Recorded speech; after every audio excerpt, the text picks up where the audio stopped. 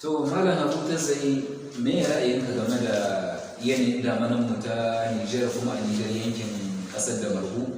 Ma'ana aka ce Damargu inda ɗan Nijar yake ya san ko ina ce Damargu. To yanayin damana ta bana an ɗan samu wurare da yawa an samu matsaloli na damana. To me za ka ce game da wannan matsaloli na damana da aka samu a ƙauyuka daban-daban, garuruwa daban-daban?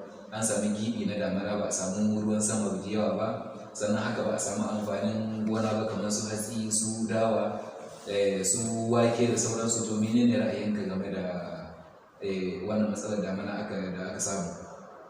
To masha Allah, yake Malam Yusuf, kamar da kai magana ga shekarar bana ga yanayin damana, to gaskiya yanayin damana ta bana akwai wurare da yawa wanda yadda kam gaskiya yadda ake so a ce an samu ba a samu da ake so ba. Amma kuma akwai da yawa wuraren da gaskiya a bana suna buƙatar taimako, kuma a yanayin da mu kamar yankin Tanit sosai, saboda akwai gurare da yawa inda yake ba an samu ƙarancin ruwan sama kaɗan. To kamar yawan wannan yankin Tanit, kamar arewacin Tanit, akwai wuraren da hatsin su ya kai wurin hawa kara, wani hatsin ya huda kai amma kuma ya samu matsala ta wurin ruwa. Hatsin bai kai inda ma a kai a ce an samu abin da ake bukata. Kuma akwai ɓangaren da gonakai masha Allah sun ɗan raka, kamar yadda ai manomi ne yake so ne da dama ba za a ce kuɗi ba su an samu, kuma ba za a ce ba a samu.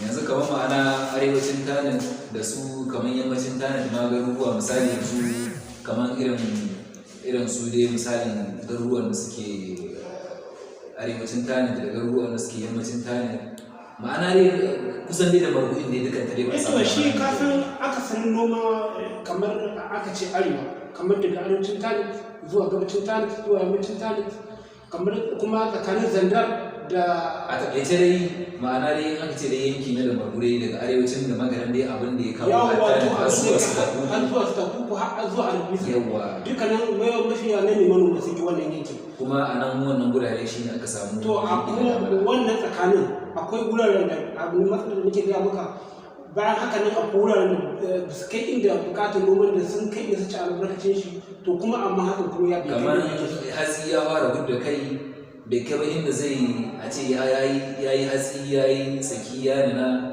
shi ya fara gudda kai kuma ruwa ya nagisa mishi, ruwa ya rage mishi. Ya wato wannan batun nake maka, saboda akwai wuraren da yawa da hatsi ya hudda kai ne, kuma amma kuma rashin ruwa ya sa bai samu abin da ake bai samu yi da samu, bai samu da yake samu matsalar damana. Yau an samu matsalar damana. Shi ne wanda ake cewa kamar misali gashi an zo an yi shuka, gashi na gidan ya kare kuma sannan na gonar bai zo ba. Yau wato haka ne kenan, kuma a cikin haka kuma akwai wanda gonakan da sun samu salata, amma lakin menene yanayin abincin gaskiya wasu ne zai kai shekara. Wanda suka samu wannan nake maka magana ba zai kai shekara ba, amma a wanda abin da ake tunani a yanzu ɗaya ne wanda ana sara ko shi ne za a samu wake, kuma shi ma waken a yi mafi yawa shi ma a koraren diya ya fita. Saboda kamar yadda muke samun labarai kuma kamar yadda muke gani da idanmu, wasu guraren ma aka nuno gonakan maza da hili ne, duka karan hatsi ma da yake cikin gonar bai wuce ka kirga shi ba. Abin da yake cikin gona zaga shiru gonakan shal babu komai. Yanzu kamar misali da aka ce da arewacin da magaran, kusan arewacin da magaran ke da gurare da yawa wanda yake an samu matsalar damana sosai, ba sai an ce gari kaza ba gari kaza, saboda akalla garuruwan suna da yawa. Sannan banda ma arewacin da magaran kamar irin wasu gurare na jihar Maradi an samu matsalar damana irin haka, wasu gurare na jihar Tawa su ma an samu matsalolin damana irin haka. Sannan wasu yankuna ne da dama dai haka dai da za a ce na cikin Nijar inda yake an samu gibin damana.